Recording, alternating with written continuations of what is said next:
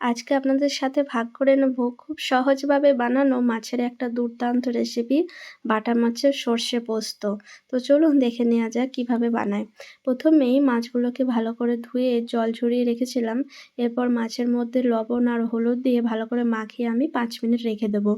এরপর শিলের মধ্যে 1 চামচ সর্ষে, সাদা সর্ষে আর 2 চামচ পোস্ত নিয়ে এটা আমি একটা মিহি পেস্ট বানিয়ে নেব।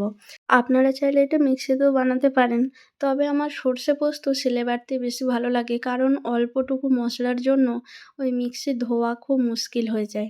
তো এরপর কড়াইয়ের মধ্যে সাদা তেল গরম করে নিয়ে আমি মাছগুলোকে উল্টে পাল্টে লাল লাল করে ভেজে নেব।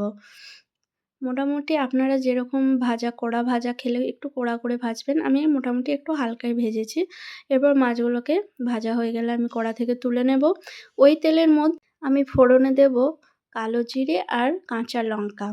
ফোড়নটা একটু ভাজা হয়ে গেলে সরষে আর পোস্তর যে পেস্টটা বানিয়ে রেখেছিলাম সেটা এরপর কড়ার মধ্যে দিয়ে আমি একটু ভালো করে কষিয়ে নেব। মোটামুটি একটু কষানো হয়ে গেলে এরপর স্বাদ মতো লবণ, হাফ চামচ জিরের গুঁড়ো, হাফ চামচ লাল লঙ্কার গুঁড়ো আর তার সাথে হাফ চামচ হলুদের গুঁড়ো আমি এখানে দিয়ে আবারও ভালো করে মশলাটাকে খুব ভালো করে কষিয়ে নেব। মশলার কাঁচা গন্ধ চলে গেলে আমি এখানে হাফ বাটি জল দিয়ে দিলাম। আপনারা ঝোলটা যেরকম রাখবেন সেই অনুযায়ী জলটা দেবেন। এরপর ঝোলটা ফুটে উঠলে মাছগুলোকে এক এক করে দিয়ে 2 মিনিট আমি এখানে ঢাকা দিয়ে রেখে দেবো।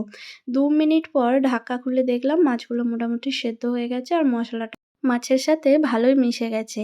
এরপর ওপর থেকে একটু কাঁচা সরষের তেল ছড়িয়ে দেবেন 1 চামচ মতো।